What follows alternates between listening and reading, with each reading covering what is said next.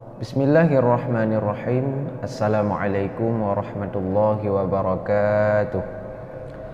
Alhamdulillahilladzi qawluhu dzurrah la yumkinu an tushtara minal amwali wa bil kasrah fal qur'anul karimun fihi hidayatun nughurrah salatuhu wa salamuhu ala nabiyyi dhi khisalin atirah. Amma ba'd. Ayuhal hadirun, pendukung channel Tahsinul Quran dan Doa yang dirahmati oleh Allah Subhanahu wa taala, yang insyaallah pada hari yang berbahagia ini kita akan melanjutkan materi tentang Tahsinul Quran, tentang tajwid dan apa saja yang menyangkut tentang pembacaan Al-Quran. Dan insyaallah materi kita hari ini tentang masalah bagaimana yang sebenarnya kita berhenti saat membaca Al-Quran, yaitu bagaimana cara kita wakaf saat membaca Al-Quran, dan apa saja sih tanda-tanda wakaf yang sebenarnya, dan mana saja wakaf yang bisa kita berhenti, dan mana saja wakaf, tanda wakaf yang bisa yang bagus kita berhenti, dan yang wajib kita berhenti, dan yang lain-lainnya. Jadi langsung saja kita masuki. Ketahuilah wahai pendukung channel Tahsinul Quran yang dirahmati oleh Allah Subhanahu wa taala.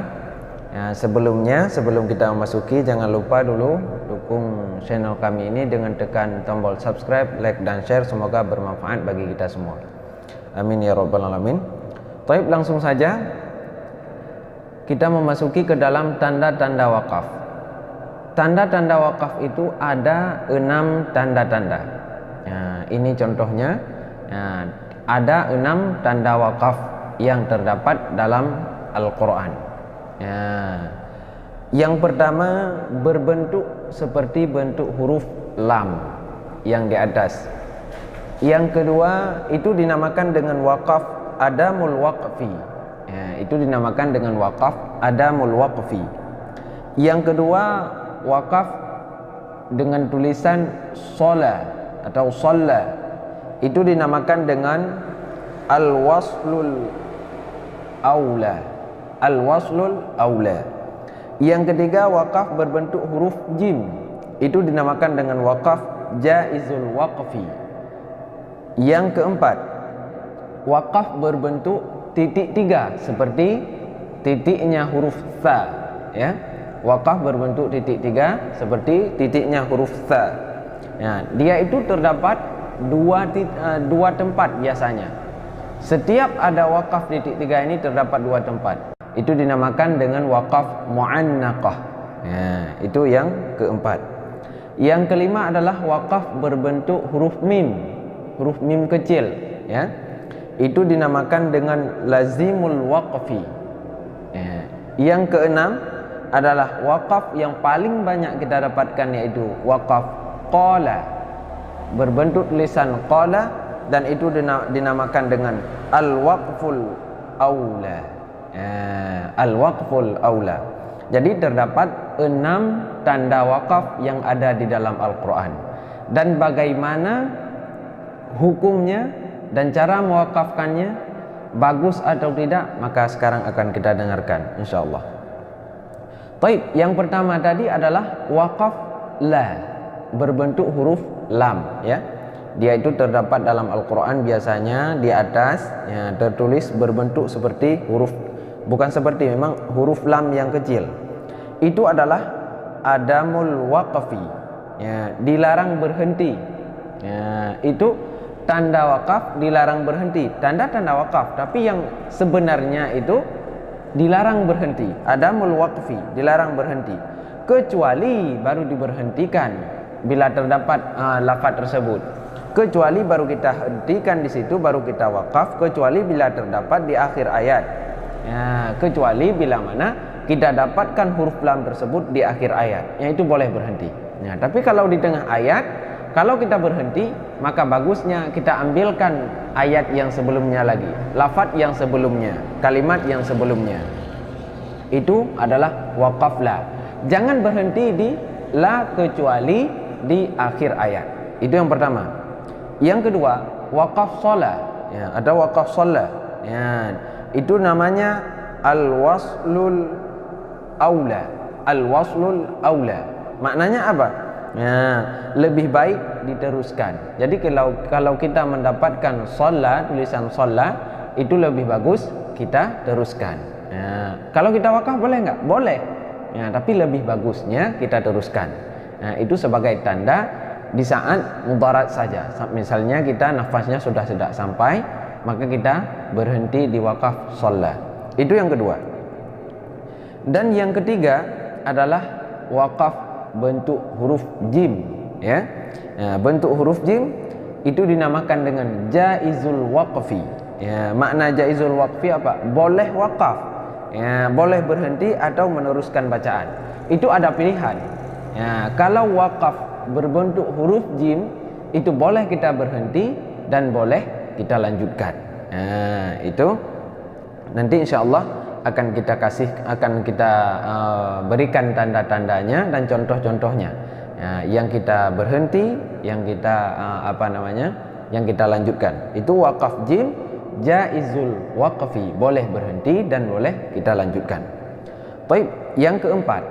Ini secara ringkas dengan biar mempersingkatkan waktu.